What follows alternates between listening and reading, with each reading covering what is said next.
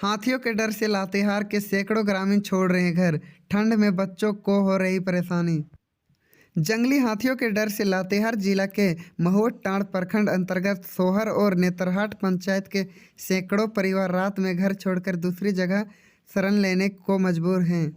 नेतरहाट और सोहर पंचायत अंतर्गत हुरमुंडा टोली, हुसम्बू, ढोड़ी कोना, माइल, हाड़ीबार, पकरीपाठ, केराखाड़, आराहंस, सिरसी, आईगू समेत दर्जनों गांव के लोग अपने अपने घरों को छोड़कर सड़क और नज़दीकी सरकारी भवनों एवं खुले आसमान के नीचे इस ठंड में शरण लेने को मजबूर है।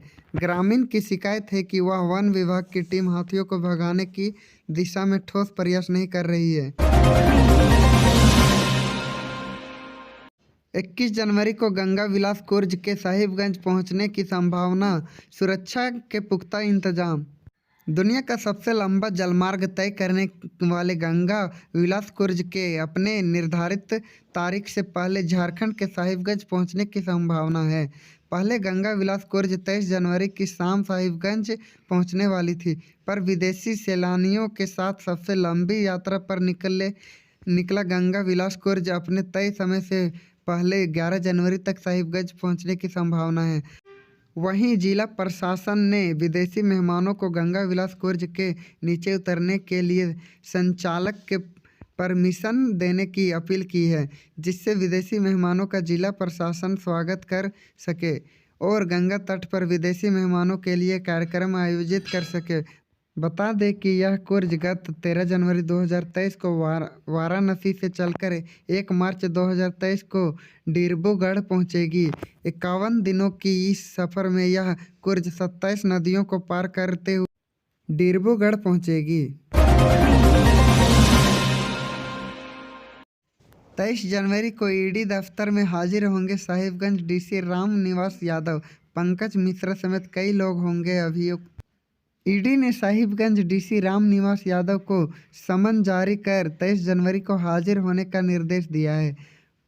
उनसे साहिबगंज में अवैध खनन से संबंधित मुद्दों पर पूछताछ होगी।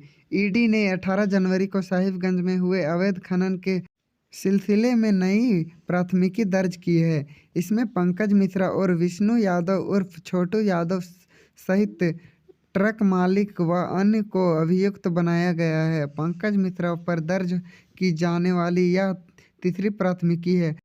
वह अभी पहली प्राथमिकी में लगे आरोपों के मद्देनजर जेल में हैं। पंकज मिश्रा ने 2017 में खरीदी पोकलैंड, लेकिन उससे पहले ही इससे कमा रहा था लाखों रुपये। जांच में हुआ खुलासा। पंकज मिश्रा ने पोकलैंड 2017 में खरीदी, लेकिन इस पोकलैंड को खरीदने से पहले ही उससे पैसा कमा रहा था। वह अपने खाते में 10.80 लाख रुपये जमा करने वाले सुमन तिवारी को भी नहीं जानता है। अवैध खनन के सिलसिले में जारी ईडी की जांच के दौरान इस कारनामे की जानकारी मिली है। ईडी ने पंकज मिश्रा के बैंक खातों की जांच के दौरान पाया कि स्टेट बैंक में उसके 2 अकाउंट है, 114620977062 और 114661898461 है। स्वास्थ्य अनुबंध कर्मी के हड़ताल पर जाने से डॉक्टर कर रहे नर्सिंग का काम, अस्पतालों में पसरा। राज्य में अनुबंध पर नियुक्त स्वास्थ्य कर्मियों की अनिश्चितकालीन हड़ताल पर असर अब स्वास्थ्य सेवाओं पर पड़ने लगा है। सबसे ज़्यादा असर ग्रामीण इलाके के प्राथमिक और सामुदायिक स्वास्थ्य केंद्रों पर दिख रहा है। हड़ताल के कारण डॉक्टरों को नर्सिंग का काम करना पड़ रहा है। वे मरीजों को इंजेक्शन लगा रहे हैं और सलाइन चढ़ा रहे हैं। दवा वितरण का कार्य भी उन्हीं को करना पड़ रहा है। कर्मियों की हड़ताल के कारण नियमित टीकाकरण व कोरोना टीकाकरण भी प्रभावित हो गया है। प्रभात खबर ने जब राजधानी व आसपास की स्वास्थ्य सेवाओं पर पड़ने वाले असर का जायजा लिया तो स्वास्थ्य सेवाएं वेबट्री पर नजर आई। झारखंड के सरकारी स्कूल में दाखिला लेने वालों की संख्या बढ़ी तो ट्यूशन लेने वाले भी बढ़े। झारखंड के ग्रामीण क्षेत्रों में सरकारी विद्यालयों में बच्चों का नामांकन बढ़ रहा है।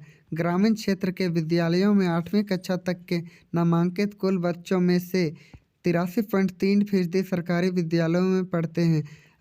असर 2022 की रिपोर्ट के अनुसार ग्रामीण इलाके में निजी विद्यालयों में मात्र 14.6% बच्चे ही पढ़ते हैं।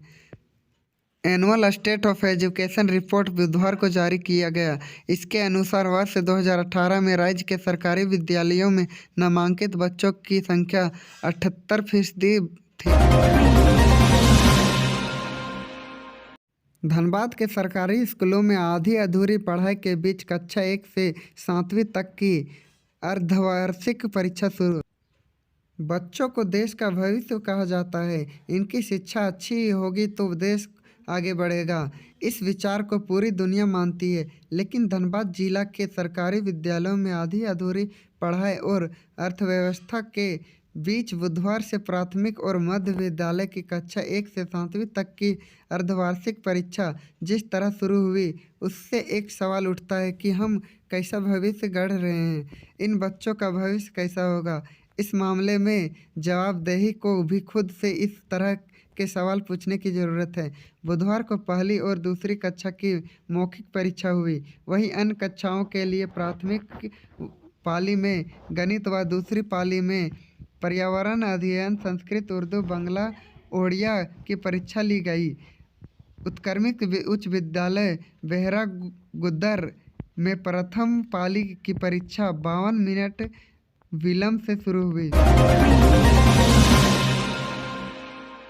अंदरूनी कलह से अब तक उबर नहीं पाई कांग्रेस, अध्यक्ष के खिलाफ ही हुई बगावत। प्रदेश कांग्रेस अपने ही पार्टी के विधायकों व नेताओं के अंदरूनी कलह से उबर नहीं पा रही है। पार्टी के अंदर एक विवाद खत्म नहीं होता है तब तक एक नया खड़ा हो जाता है। इसमें प्रदेश अध्यक्ष राजेश ठाकुर भी लाचार नजर आए। नए प्रदेश अध्यक्ष का पदभार ग्रहण के साथ ही श्री ठाकुर पर आरोप लगने का सिलसिला शुरू हो गया। पार्टी के नेता अध्यक्ष के खिलाफ भी बयानबाजी कर रहे हैं। प्रदेश अध्यक्ष पर पूर्व प्रदेश प्रभारी आरपीएन सिंह का आदमी होने का भी आरोप लगा है। आरपीएन सिंह भाजपा में चल गए तो हमला और तेज हुआ। विधायकों के केस कांड में फंसने की वजह से महागठबंधन में पार्टी कटघरे में भी खड़ी हुई। पार्टी के एक विधायक अनूप सिंह ने केस कांड को लेकर थाना में प्राथमिकी दर्ज कराई।